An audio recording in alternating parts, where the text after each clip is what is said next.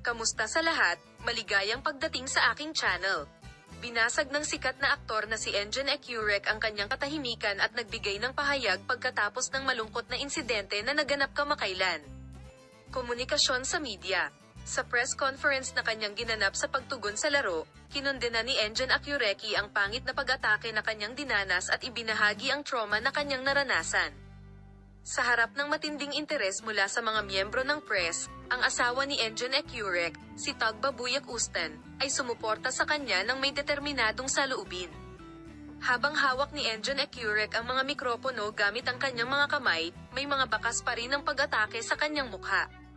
Huminga siya ng malalim at nagsimulang magsalita. "Mga minamahal, nais kong bigyang diin kung gaano kahalaga para sa akin na makasama kayo ngayon. Una sa lahat, mariin kong kinokondena ang kakilakilabot na pag-atake sa akin kamakailan. Walang sinuman ang may karapatang maging target ng ganitong uri ng karahasan.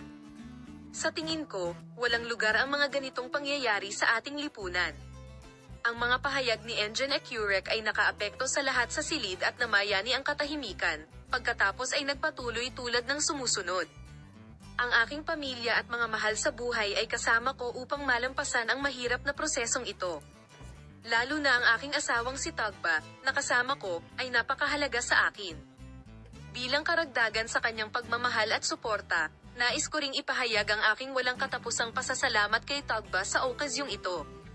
Si Tuba Buyak Ustan ay buong pagmamalaki na tumayo sa tabi ng kanyang asawa at ipinakita ang kanyang suporta. Kinamayan ni Engin si Ecurek at ngumiti sa kanya, tumingin sa kanya at pinalakas ang loob niya. Ipinagpatuloy ni Engin Ecurek ang kanyang talumpati na may emosyonal na diin. "Ang suportang natanggap ko pagkatapos ng insidenteng ito ay nagpalakas muli sa akin. Nananawagan ako hindi lamang sa aking sarili kundi sa lahat na naranasan ng ganitong uri ng karahasan. Huwag iwanan, huwag iwanan. Katahimikan. Mas malakas tayong magkasama at dapat tayong lumaban ng sama-sama laban sa mga malisyosong gawaing ito." Pagkatapos ng insidente, iginiit na tumaas ang moral ni Engin Ecurek sa suportang natanggap niya pagkatapos ng kanyang paggamot sa ospital, kung saan bumuti ang kanyang kalagayan sa kalusugan araw-araw sa press conference na nakaapekto sa publiko sa kanyang wika. Ang mga pahayag na ito ay may malaking epekto sa mga social network at si Engin Ecurek ay nakatanggap ng mga mensahe ng suporta para sa kanyang asawa.